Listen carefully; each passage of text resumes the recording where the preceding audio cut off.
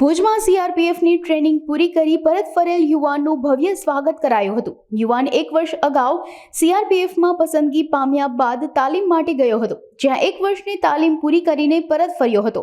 ત્યારે સમાજના આગેવાનો, પરિવારજનોએ તેનું ભવ્ય સ્વાગત કર્યું હતું, તેમજ ગુજરાત રાષ્ટ્રીય દલિત અધિકાર મંચના પ્રમુખ અને અનેક અગણિત આગેવાનો સાથે હાજર રહ્યા હતા। આજે સમગ્ર મહેશ્રી સમાજ સાથે કચ્છ જિલ્લા અનુસૂચિત જાતિ સમાજ માટે એક ગૌરવની ક્ષણ છે।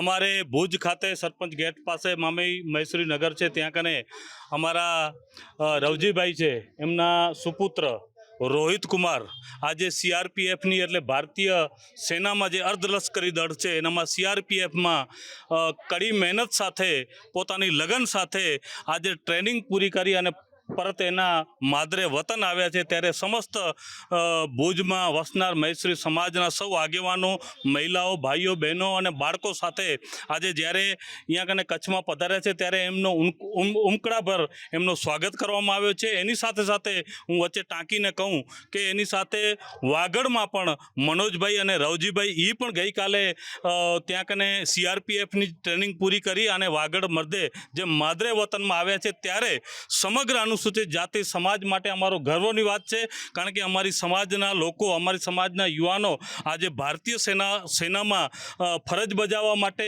જે તૈયારી બતાવે છે અને સમાજના દીકરાઓ ભારતીય સેનામાં ફરજ બજાવવા જઈ રહ્યા છે। ત્યારે હું વિશેષ એક વાત એ કરીશ, કારણ કે રવજીભાઈ છે, આ જે રોહિત કુમાર છે, આજે જે સીઆરપીએફની ટ્રેનિંગ કરીને આજે જ્યારે પોતાના માદરે વતનમાં આવ્યા છે, તો રવજીભાઈને વિશેષ અભિનંદન હું એટલા માટે આપીશ કે એમનો એક મોટો દીકરો છે એ પણ બીએસએફમાં હમણાં જ લગભગ છેલ્લા એનાથી નાનો દીકરો એ પણ બીએસએફમાં આજે ફરજ બજાવી રહ્યો છે। એટલે બંને દીકરા આ દેશની સેવા માટે, રાષ્ટ્ર માટે આ બંને દીકરા એને દેશની સેવા માટે આપ્યા છે। ત્યારે ગુજરાત પ્રદેશ મહેશ્રી સમાજ દ્વારા પણ અમે રવજીભાઈ અને એમની પૂરી સુંઢા પરિવારને અમે મહેશ્રી સમાજ દ્વારા એમને લાખ લાખ અભિનંદન દઈએ છીએ।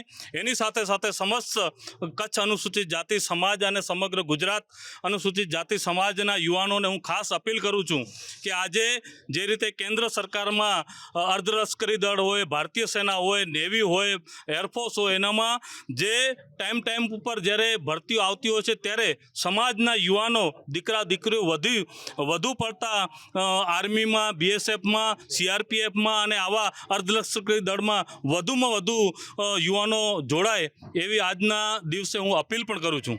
મારું નામ મહેશ્વરી રોહિત છે, મારો પિતાનું નામ રવજી, હું અહીંયાનો ભુજનો જ રહેવાસી છું।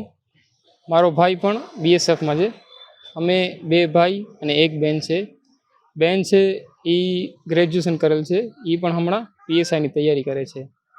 અમે શરૂમાં લાલન કોલેજમાં દોડવા જતા હતા, ત્યાંથી મારા મિત્ર સર્કલ એ આર્મીની જ તૈયારી કરતા હતા, આર્મી, બીએસએફ એ બધી તૈયારી કરતા હતા।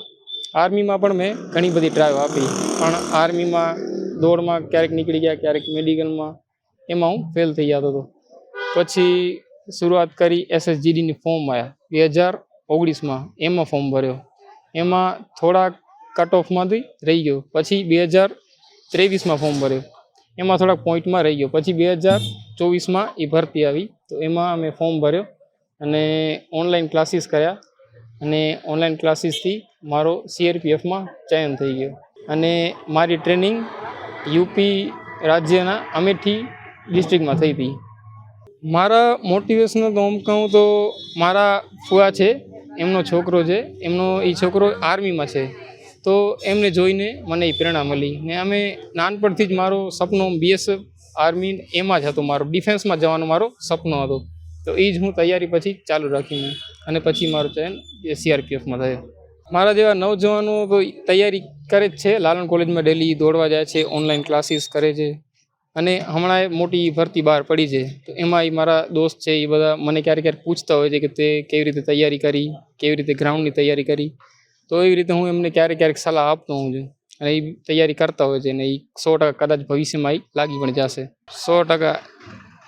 અમારા પરિવારમાં આમ તો મારો ફઈનો છોકરો છે એ આર્મીમાં છે, મારા મોટા બાપા છે એ પોલીસમાં છે, બધા ડિફેન્સ લાઇનમાં જ છે, એટલે મારે પણ ડિફેન્સ લાઇનમાં જ જવો હતો, એટલે મેં પણ આ જ લાઈન ચૂઝ કરી।